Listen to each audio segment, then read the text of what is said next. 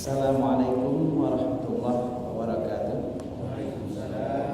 Hamdan syukralillah, salatu wassalamu ala rasulillah wa ala alihi wa sahbihi wa mawala. Amma ba'du.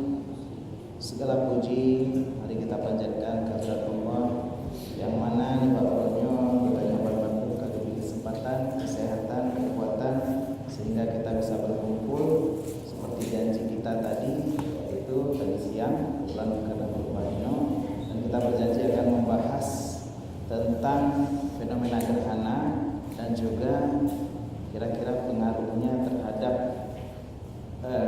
kegelapan kubur dan doa yang munasabah, yaitu doa tentang diberi terang dalam kubur.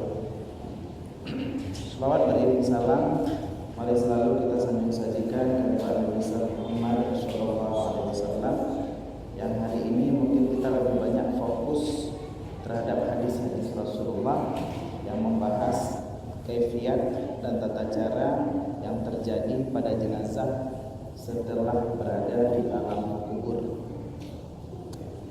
Alhamdulillah, terima kasih kepada seluruh jamaah, seluruh hadirin hadirat yang sudah mendengarkan pengajian dan setia mengikuti pengajian dari awal Daqaiqul Akhbar hingga hari ini sudah kita masuki bab ke-15. Semoga Allah memberikan kita selalu istiqamah dalam beribadah, dalam menuntut ilmu, dan Allah akan berikan kita kehidupan yang berkah baik dunia maupun akhirat. Amin. Pertemuan minggu yang lalu kita sudah bercerita bagaimana apabila seorang hamba hendak dicabut rohnya, maka hamba tersebut didatangi oleh malaikat maut yang membawa dua malaikat besertanya, yaitu malaikat rahmat dan malaikat azab. Setelah nyawa dicabut oleh malaikat maut, yaitu ketika proses nyawa sudah sampai hulqum, tersangkut di biji tenggorokan, maka setelah itu nyawa dicabut oleh malaikat maut dan dibawa menghadap Allah, kemudian dikembalikan rohnya ke jasad. Dan di sini ada beberapa pendapat, di mana pendapat pertama roh tersebut dikembalikan ke jasad seperti di dunia, dan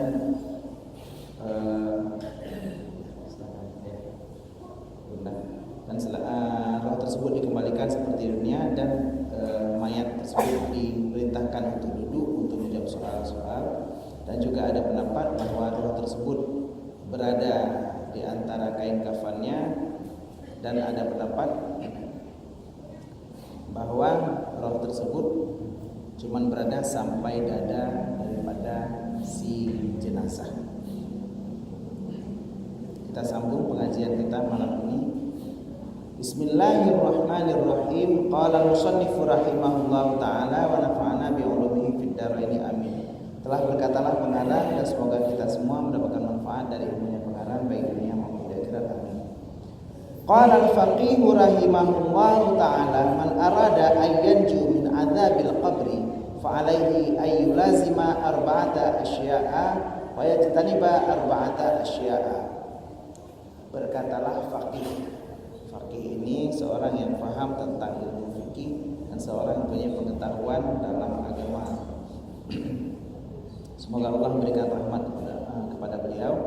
Man arada ayyanju min adzabil qabri, barang siapa yang berkehendak, yang berkeinginan, yang bercita-cita untuk selamat daripada azab kubur, fa alaihi, maka wajib di atasnya bahwa dia melazimkan akan 4 perkara dan menjauhi 4 perkara.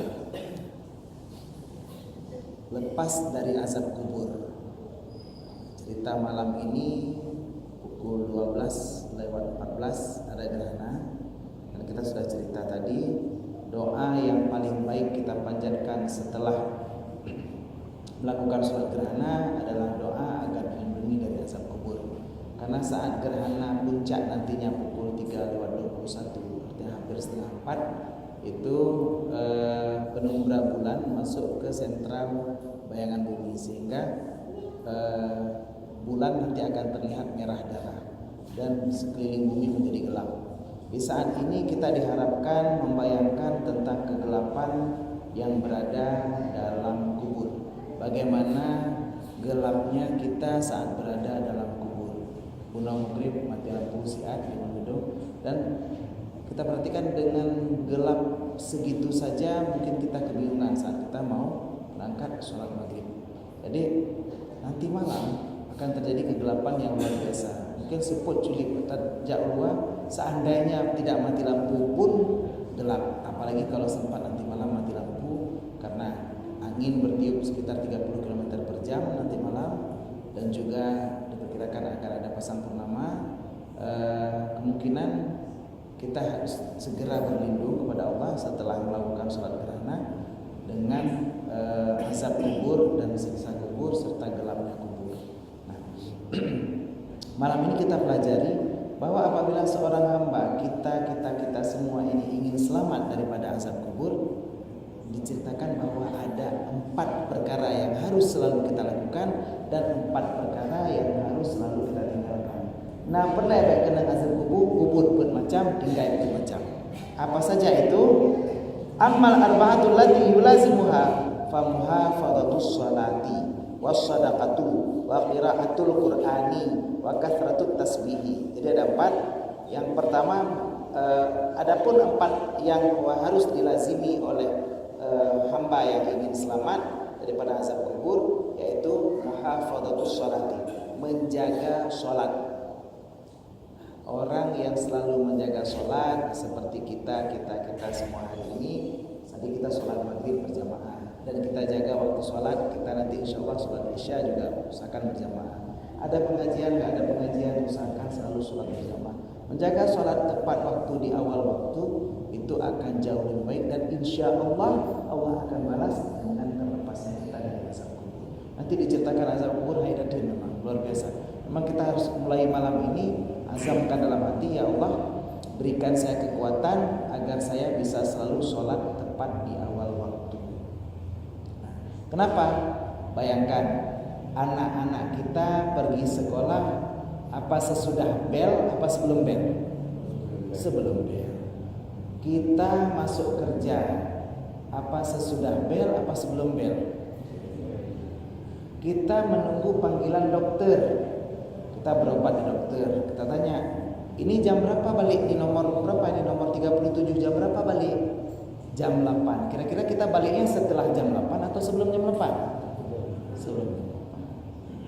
Kenapa kita untuk urusan-urusan keduniaan, untuk urusan-urusan duniawi, mau kita gunakan waktu kita lebih cepat untuk hadir sebelum waktunya tiba? Kenapa kita tidak lakukan itu untuk sholat? Waktu sholat maghrib pukul 6:52, kenapa kita tidak hadir lebih cepat, 6:50 misalnya? Waktu sholat isya sana tidak ada pengajian, pukul 19:48, kita kenapa tidak hadir di pukul 19:45 misalnya, lebih cepat sedikit? Ataupun kita bisa menunggu waktu sholat berikutnya. Nah, ini yang disebut muhafadhatus sholat. Orang yang menjaga sholat, insya Allah Allah akan selamatkan dia daripada azab kubur. Yang kedua, sedekah. Nah, sedekah termasuk 7 amalan yang diajarkan oleh Rasulullah untuk kita kerjakan di malam gerhana.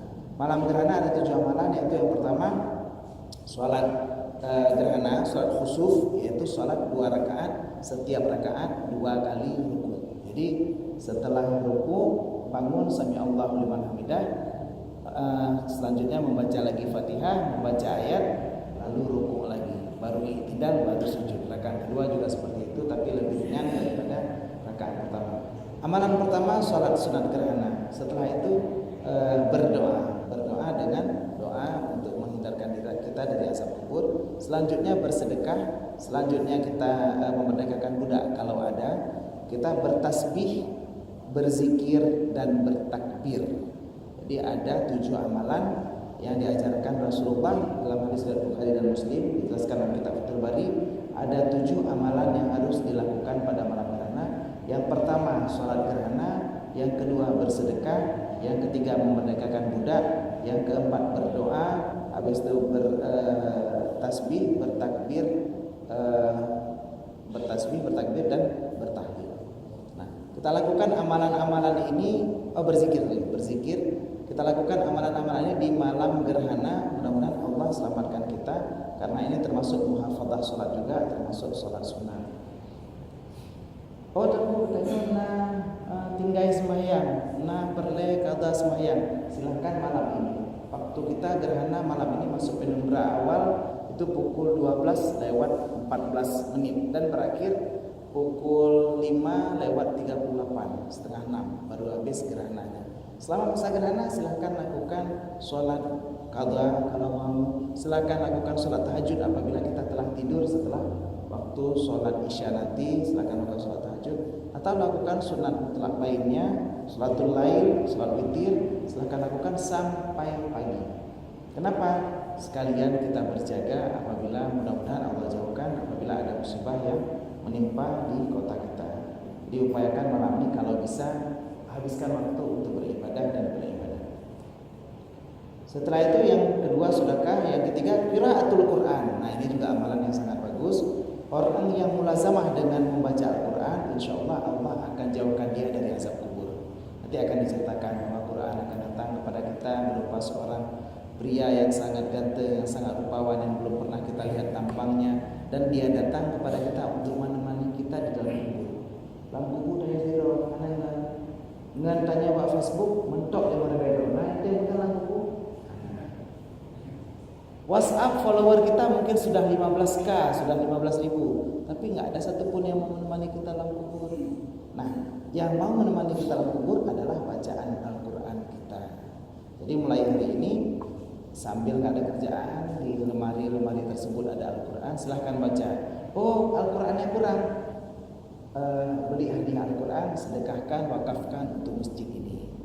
Wakafkan di masjid Islami, wakafkan di masjid-masjid di mana kita bisa wakafkan. Insya Allah setiap orang yang membaca Al-Quran karena wakaf kita, maka pahalanya akan juga mengalir ke kita walaupun kita sudah meninggal. Oh, kita paham sedikit tentang Al-Quran, ajarkan. Pernah ada yang kita tentang Al-Quran. Minimal anak kita yang mengajarkan Fatihah adalah kita. Kenapa? Begitu kita meninggal, setiap dia sholat 5 waktu, artinya 17 rakaat dia membaca Fatihah, maka seluruh pahalanya ngalir ke kita. Minimal anak kita Fatihahnya kita yang ajarkan. Minimal. Jadi upayakan ajarkan Al-Quran kepada anak kita dan orang sekeliling kita. Nangan-nganino yang tengah hanaput dan duduk-duduk ayat aku tak cocok ayat. Tadi pada Jumat saya ada duduk, kebetulan saya lupa nama. Saya nggak tahu namanya, ada yang pakai gelang, ada naganya tadi di situ. Beliau ngajak cocok ayat.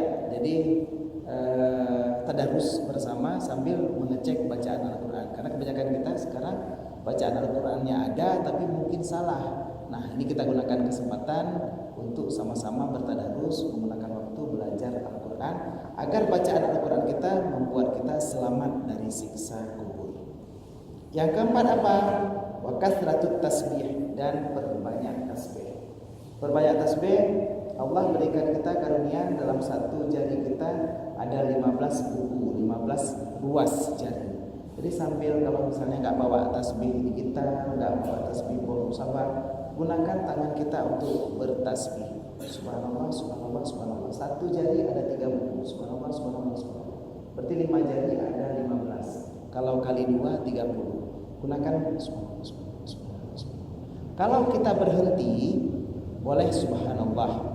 Kalau disambung subhanallahi, hidup barisnya baris kasrah. Agar kenapa? Tidak ada wakaf beserta wasal. Artinya kalau mau berhenti aja, kalau sambung aja. Kalau subhanallah, subhanallah, subhanallah, hentikan nafasnya silahkan. Kalau kita sambung subhanallahi, subhanallahi, subhanallahi, subhanallah, hidup hanya. Diperhatikan tata cara bertasbih kita. Gunakan tangan kita dan insya Allah ini akan membantu kita dalam mizan, di pada masyarakat nantinya, karena dia bersaksi bahwa kita gunakan untuk bertasbih. 4 perkara untuk menyelamatkan kita dari azab kubur. Kembali, muhafadzah salat, menjaga salat, sedekah, membaca Quran, dan memperbanyak tasbih. Fa inna hadhil asya'a tudhi'ul qabra wa tuwassi'uhu. Sesungguhnya hal-hal ini, perkara-perkara ini akan memberikan cahaya bagi kubur kita dan membuatnya luas. Nah,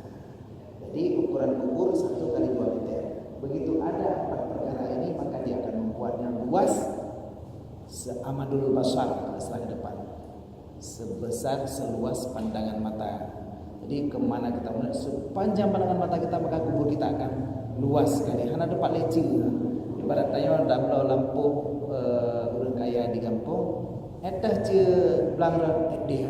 Pada tengok hangkeung karena memang jauh sekali ce. Nah, ini yang akan membuat daripada 4 perkara ini membuat luas kubur kita dan membuat terang. Jadi baik rencana julok lampu. Nah, ini dia lampu. Julok lampu yang nak kontak main-main dalam. Wa ammal arba'atul lati yajtanibuha fal kidbu wal khiyanatu wan namimatu wal qawlu 'alal badani. Dan adapun 4 yang harus dijauhi akannya 4 fal kidbu, maka pertama sulit, bohong. Bohong ini harus kita jauhi. Yang kedua khianat. Khianat ini artinya menyalahi daripada kepercayaan. Wan namimatu dan namimah, lalat mirah, membawa kesalahan orang kepada orang yang lain. Dan wal baulu alal badani, dan adanya bekasan kencing di atas badan. Nah, ini yang paling parah. Ini udah berapa kali dalam pengajian saya sampaikan. Mohon maaf apabila kita kencing berdiri dengan menggunakan celana. Perhatikan bagi yang pria kebanyakan karena kencing berdiri. Saat kencing berdiri kita perhatikan kalau kita melipat celana kita sampai batasan di bawah lutut kita. Maka perhatikan saat kita misalnya mandi di kamar mandi ataupun sedang buang air besar, perhatikan saat kita tidak memakai apapun di bawah. Begitu kita kencing dengan kondisi berdiri sampai ke mana tetesan airnya menetes. Kalau tetesan air menetes sampai ke paha kita, maka berarti begitu kita pakai celana dan celana kita batasannya sampai di bawah lutut, pastinya celana itu kena tetesan kencing. Apabila kita buang air kecil di urinoir. Urinoir artinya tempat toilet yang tempat kita berdiri. Pastikan jarak kita, jangan sampai ada percikan air dari bekas buang air kecil kita ke celana kita kembali. Ataupun saat kita membuka keran di atas air di atas keran belum habis melarutkan air kencing kita, tapi dia terbang kembali ke celana. Pastikan 1 tetes air kencing yang mengenai celana Anda membuat sholat Anda tidak sah selama Anda menggunakan celana tersebut. Dan ini yang membuat azab kubur. Begitu banyak hadis Rasulullah tentang adanya azab kubur bagi orang yang ada bekasan kencing. Satu lagi, air kencing yang tidak habis keluar saat kita ke kamar mandi. Kita ke toilet buang air kecil. Sesampainya kita mau masuk setelah celana kita pakai kembali, kita mau masuk setelah ambil wudu, tiba-tiba batuk ataupun kadang-kadang tertawa ataupun kadang-kadang bergerak kaki kita rapat paha sedikit, ada keluar sedikit seperti 1 tetes. Terkadang kita biarkan Allah hidup. Kalau kita mau yakin, pastikan kembali ke kamar mandi, pastikan kembali. 1 tetes yang keluar itu akan membuat sholat kita tidak sah. Apalagi kalau kita berdiri di posisi imam. Imam tidak sah, satu masjid tidak sah. Kita berdiri di posisi khatib. Khatibnya tidak hana gelih gerai, maka khutbahnya tidak sah. Sholat Jumatnya tidak sah. Kenapa? Al-khutbatani fiha badalu raka'ataini minad dhuhri. 2 khutbah ini adalah pengganti 2 rakaat duhur. Seharusnya sholat duhur itu 4 rakaat. Karena kita sholat Jumatnya 2 rakaat, diganti 2 rakaatnya dengan 2 khutbah. Khatibnya tidak sah, maka sholatnya tidak sah. Sholat Jumatnya harus diiadah duhur. Nah, ini diperhatikan. Kenapa? Gara-gara 1 tetes kita bisa terkena dengan azab kubur. Jadi 4 hal yang harus kita perhatikan: bohong, khianat, namimah, dan kencing di atas badan. Apabila tidak kita tinggalkan, maka pasti kita dapat siksa. Mulai malam ini berazam, bertekad dan bercita-cita, mulai malam ini ya Allah, saya akan menjauhi bohong, khianat, namimah, dan kencing di atas badan. Khianat, hari ini kita sudah mulai masuk pesta demokrasi. Para caleg sudah mendaftar. Kalau kita ada yang terdaftar di caleg, kita ada yang menjanjikan diri sebagai wakil rakyat. Kalau kita tidak penuhi, itu namanya khianat. Perhatikan, jangan sampai kita berjanji sesuatu yang tidak bisa kita penuhi. Ya silakan. Karena ada pendapat kalau seorang ada malam kubur kan dua lubang, kan lubang kubur juga, lubang orang tanpa. Iya. Lubang mulut ya. Seseorang masuk ke dalam kubur mendapat siksa karena dua lubang. Kalau enggak lubang kemaluannya, lubang mulutnya. Nah di lubang mulutnya, pertama dia makan harta haram, kedua pendapat kan azab bukan azab kubur juga atau azab hufratun min hufarin niran. Oh ya, sorry maaf. Ya, al-qabru awwalu, kata kubur itu adalah awal daripada dunia yang baru. Artinya kita masuk, begitu keluar dari alam dunia, kita masuk ke dalam alam barzah. Kubur itu awalu min alamil barzah. Kubur itu pertama daripada alam barzah, dan dia al-qabr itu imma rawdatun min riyadil jinan wa imma hufratun min hufarin niran. Kubur itu bisa berupa kebun ataupun taman daripada taman-taman surga, dan bisa berupa lubang daripada lubang neraka.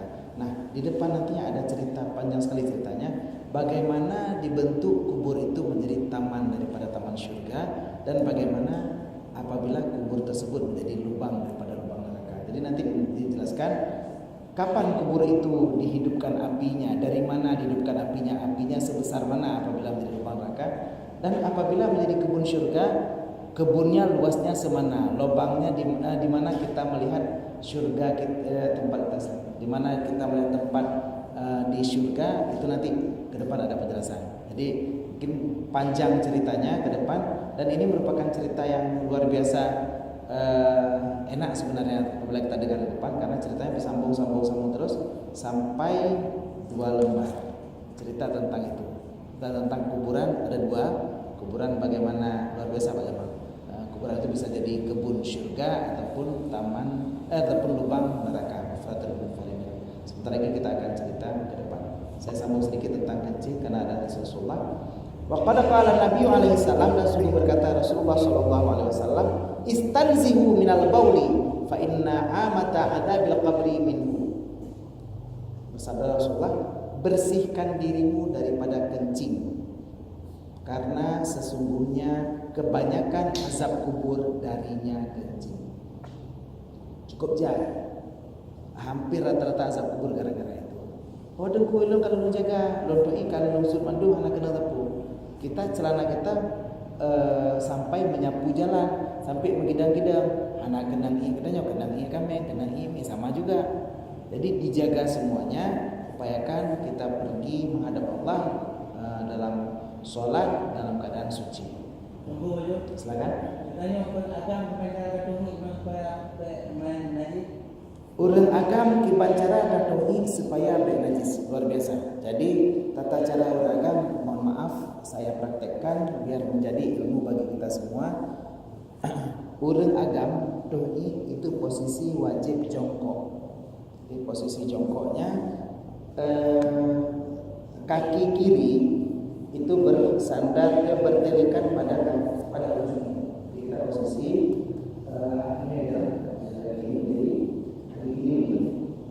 ini lurus, tangannya lurus setelah kita, dan kaki kanan diangkat posisi ini. Ini posisi punggung kita atau badan kita di atas tumit kaki kiri. Ini posisi doi yang betul, posisi kita. Jadi bukan jongkok lurus, tapi jongkoknya begini. Dan setelah air seni keluar semuanya, disunatkan kita berdehem 3 kali. Berdehem 3 kali dengan suara yang keras, artinya biar semua sisa air seni yang berada pada ureter keluar semua. Setelah itu wajib, bukan sunat hukumnya, wajib diurut dari bawah penis kita sampai ke ujung atas, agar tidak ada sisa kencing kita sama sekali, setetes pun tidak ada sisa lagi. Dan ini harus memang dikeluarkan semua, karena memang kalau tidak dikeluarkan semua saat kita berjalan, saat kita nanti pas mau sholat, tiba-tiba ada terasa kayak ada keluar 1 tetes. Kecuali kita salisul bauli. Salisul baul itu orang yang memang rezeki, artinya tidak bisa memang merah di kondisi walaupun kali berdoi kali gerak untuk tetap itu bisa baca. Itu kondisi berbeda. Orang yang salisul baul ada ajib ilmu. Kalaupun dia mau sholat dimaafkan untuk dia, tapi syaratnya sesaat sebelum sholat dia harus kencing lagi, cuci lagi, dan wudhu lagi. Dan di kemaluannya ditutup dengan sesuatu yang tidak membuat najis ke celana, apakah ditutup dengan kain ataupun dengan plastik yang sehingga tidak membuat najis celana. Dimaafkan untuk dia sholat, tapi tidak menjadi imam. Nah, itu tata cara daripada kencing, karena kata Rasulullah istanzihu minal bauli, bersihkan dirimu daripada kencing, karena sesungguhnya kebanyakan asap kubur itu daripada. Nah, cerita kemarin roh tersebut sudah keluar dari tubuh, sudah dicabut. Begitu dicabut oleh malaikat maut, ketika sudah sampai di hulqum, dibawa ke langit. Setelah itu kalau dia orang bahagia dibawa oleh malaikat rahmat, kalau dia orang celaka dibawa oleh malaikat azab. Selanjutnya bagaimana ceritanya? Summa yahbitul malakanil ghalidhani yakhriqanil arda bi mukhalibihima. Kemudian turunlah dua malaikat yang sangat kasar. Kemudian turunlah dua malaikat yang kasar yang menempel di kubur tanyo, yakhriqanil arda bi mukhalibihima, yang menghancurkan bumi dengan dua tanduk keduanya. Jadi malaikat ini garang dan dia memang kasar sekali, bahkan dia hancurkan bumi dengan tanduknya. Wa huma munkarun wa nakirun, dan kedua malaikat ini adalah munkar dan nakir.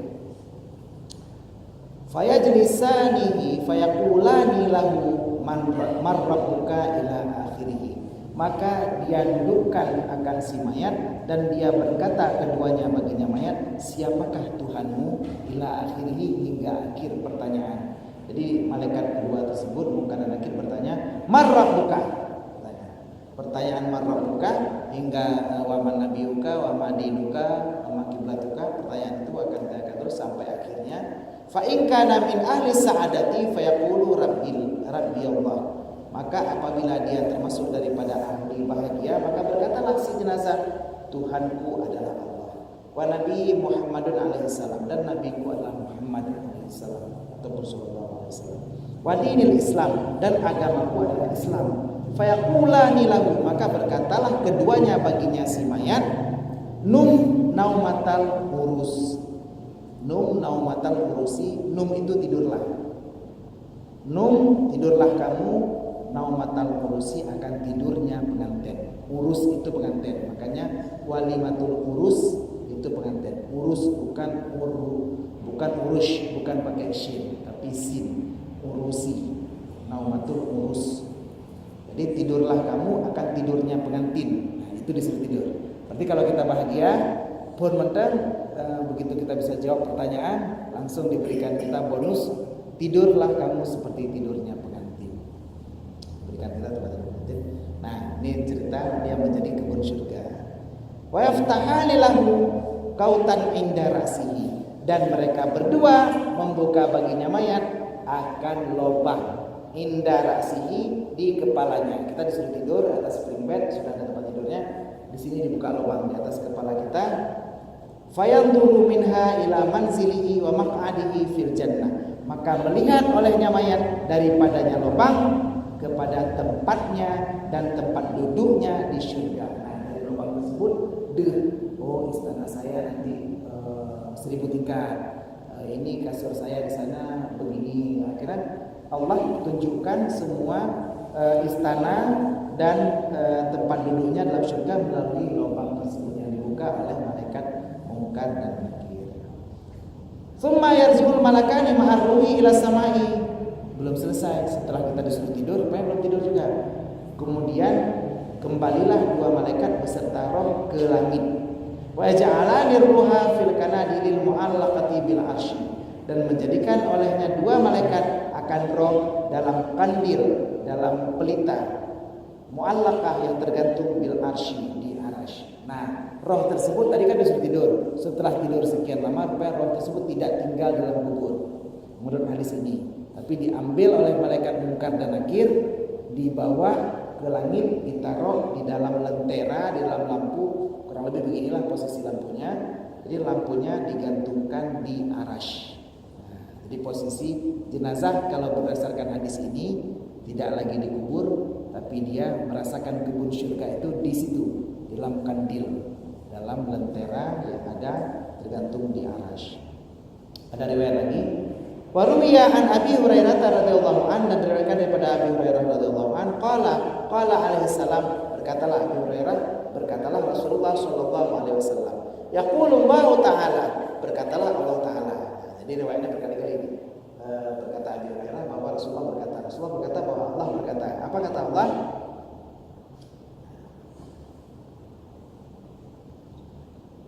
La ukhriju abdan min ibadi minad dunya wa ana uridu an aghfira lahu illa naqastu min sayyi'i amalihi bisaqamin fi jasadihi aw bi dhiqin min fi ma'ishatihi aw bima yusibuhu min ghammin.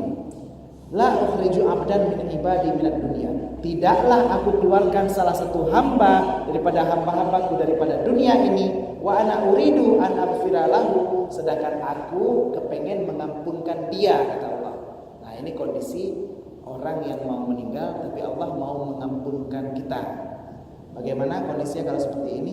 Illa naqastu min sayyi'i amalihi, kecuali aku kurangkan dengan buruknya amalan si orang tersebut, bisa kamen fi jasadihi, dengan sakit pada tubuhnya, au bidiqin fi ma'isyatihi, ataupun dengan sempit pada kehidupannya, au bima yusibuhu min ghammin, ataupun apa yang menimpanya dengan sesuatu yang membuat susah.